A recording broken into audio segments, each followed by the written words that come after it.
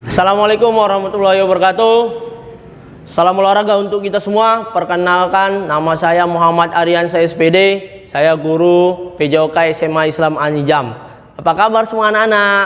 Tentunya kita harus memiliki tubuh yang sehat dengan selalu berolahraga. Tetap semangat untuk belajar PJOK agar tubuh kita menjadi sehat dan tentunya kuat. Terima kasih. Assalamualaikum warahmatullahi wabarakatuh. Kembali lagi dengan saya Muhammad Aryansa SPD sebagai guru PJOK. Sebelum memulai, mari kita membaca Bismillahirrahmanirrahim. Salam olahraga untuk kita semua. Ya, hari ini saya akan membahas tentang atletik. Ya, sebelum itu teman-teman semua, abang-abang semua, kakak semua harus memperhatikan yang namanya semangat dalam hidup.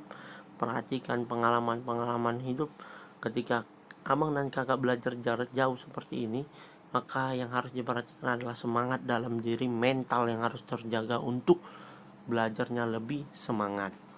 Ya, hari ini saya selalu bilang, ketika nanti saya setelah menjelaskan, jangan lupa silakan komentar, silakan bertanya, silakan kita berdiskusi di grup ya, dimanapun mau di sini juga boleh. Semoga kita bisa saling memahami tentang materi ini. Ketika abang-abang dan kakak tidak paham, maka saya akan memberikan pemahaman yang insya Allah semoga abang dan kakak itu lebih paham dari Pak Ari. Ya, tetap semangat untuk menggapai impian. Jangan pernah skip video ini, karena ilmu itu tidak ada yang gampang untuk diraih. Semua butuh proses dan kerja keras.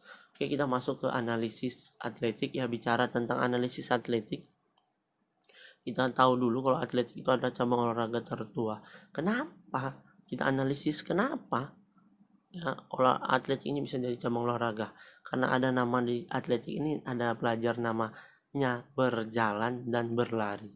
Di semua cabang olahraga ada berjalan dan ada berlari. Jadi kalau kita berjalan, berlari, di cabang olahraga juga ada, tapi di atletik ini yang pertama kali diajarkan bagaimana cara berjalan yang baik, berlari yang baik.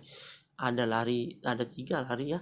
Lari jarak pendek, lari jarak menengah, dan lari jarak jauh. Di sini awal mulanya, sehingga atletik adalah olahraga tertua. Analisis itu kita mengamati ya. Kita harus tahu dulu juga tuh. Analisis itu kita mengamati, memahami apa masalah, kenapa ini cabang olahraga besar tertua, apa alasannya. Itu kita mengamati, memahami, lalu mengambil kesimpulan nanti di pelajaran mengevaluasi atletik nanti itu. Yang mengevaluasi. Oke, kita masuk ke slide berikutnya. Jenis-jenis lari dalam atletik akan kita analisis. Analisis lari jarak pendek, analisis lari jarak menengah, dan analisis lari jarak jauh.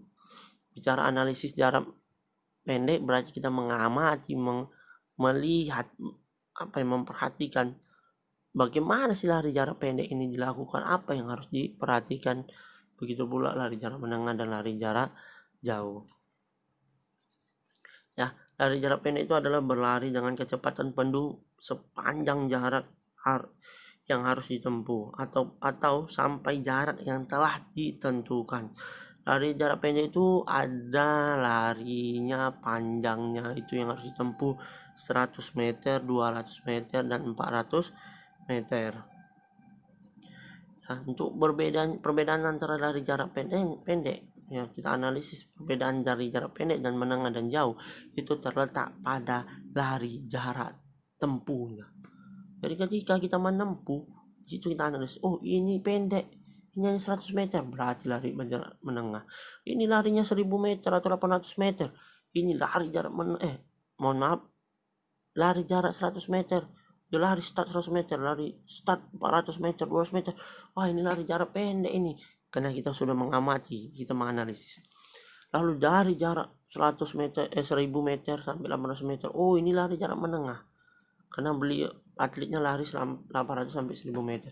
Lalu dia lari jarak maraton ya, dari kota Medan keliling. Oh, ini lari jarak maraton ini, 1 harian. Berarti itu lari jarak jauh. Ya, kita analisis dulu. Yang pertama, ketika kita melakukan lari jarak pendek, yang kita analisis adalah startnya ya. Start digunakan dalam lari jarak pendek itu ada start jongkok. Nah, maka yang kita analisis adalah pertama, ketika bersedia yang pelari harus berada di blok dan mengambil sikap atau posisi awal. Tujuannya adalah untuk memasang dan menempatkan start blok disesuaikan dengan ukuran dan kemampuan pelari. Ya, blok di depan itu ditempatkan 1,5 panjang kaki di belakang garis start. Ya, panjang ada bloknya ya. Blok apanya itu ya? Kotaknya lah gitu. Blok di belakangnya dipasang 1,5 panjangnya. Di depan dipasang lebih datar ya, jadi lebih datar. Kalau itu agak naik ya. Ya boleh dilihat di YouTube dan lain sebagainya itu bagaimana blok dalam lari ya digunakan start jongkok. Ya, posisi bersedia ini ditujuankan untuk mengambil sikap start posisi awal yang layak. Jadi kita harus mengambil posisi awal yang mana yang layak. Nah, itu lari jarak pendek tadi. Ya, tapi Pak Ari tetap menggunakan buku ya. Jadi saya melihat sedikit-sedikit untuk mengambil aturan-aturan dalam lari lari tentang lari jarak pendek, menengah dan jauh. Kedua tangan itu ya, ketika kita berlari kedua tangan di tanah itu harus terpisah dan sejajar ketika kita mau melakukan lari. Kepala kita datar dan mata kita menatap lurus ke depan untuk meraih yang namanya garis finish. Ya, posisi siap. Posisi siap itu untuk bergerak masuk ke posisi start yang optimal dan dipertahankan. Ya, lutut diletakkan di belakang, lutut kaki ada di dalam posisi membentuk sudut siku-siku. Lutut kaki belakang membentuk sudut antara 120 sampai 140 derajat. Pinggang sedikit diangkat setinggi bahu. Tubuh sedikit condong ke depan. Agar apa condong ke depan? Agar dorongannya ke depan itu lebih kencang. Bahu sedikit lebih maju dan lengan itu lebih maju agar kita bisa lebih cepat meraih ke finish.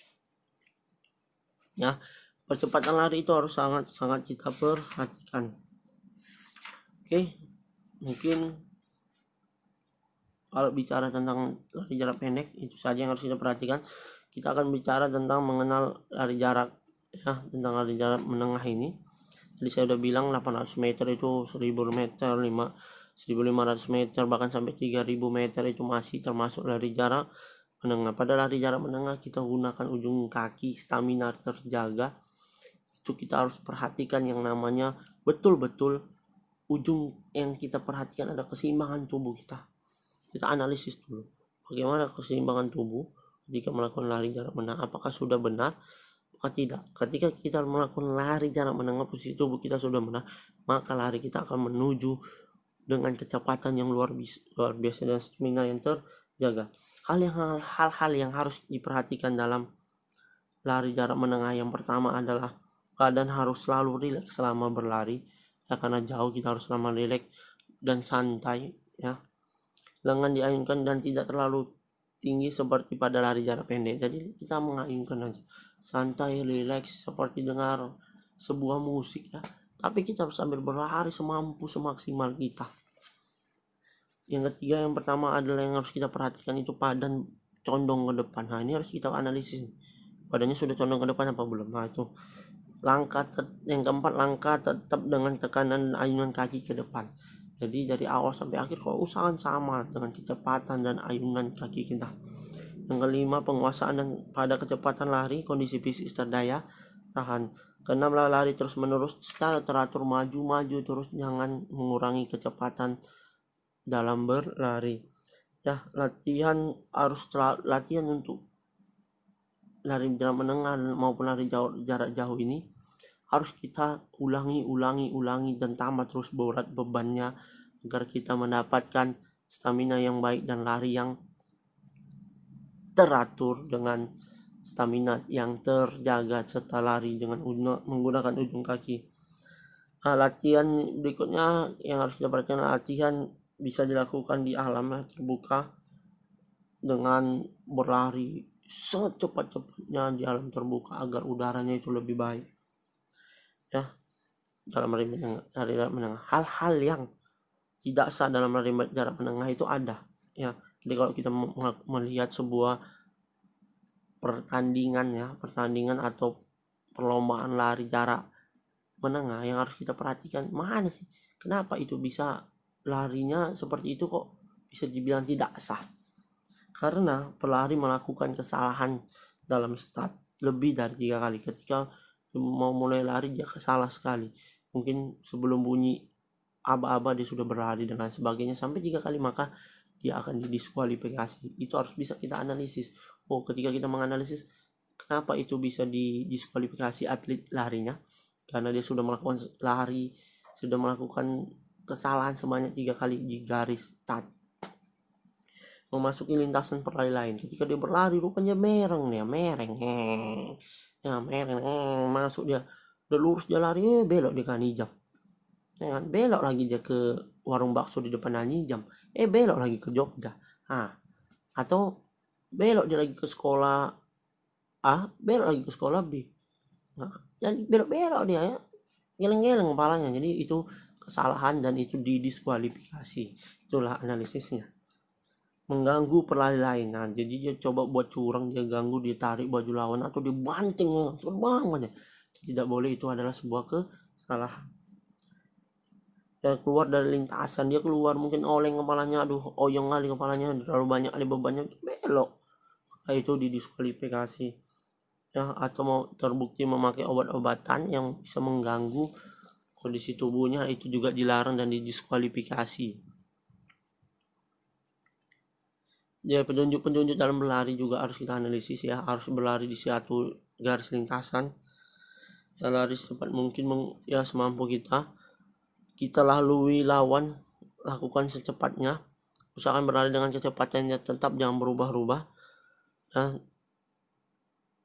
Tetap fokus dan semangat dalam berlari. Yang selanjutnya ya, kita harus terus memperhatikan aktivitas berlari, fokus dalam berlari. Kita harus analisis terus berlari ini. Jangan lupa posisi tubuh, condong ke depan. Kita analisis apakah sudah benar, jaga keseimbangan dan lain sebagainya. Kita masuk slide berikutnya ya. Ya, jangan dilihat kali Pak Ari ya, nanti terlalu ganteng Pak Ari, kan segan juga Pak Ari. Nah, jadi kita masuk ke berikutnya, kita analisis tata cara lari yang baik dan benar. Ketika kita berlari, posisi tubuh kita condong ke depan, pandangan lurus ke depan, apakah sudah benar?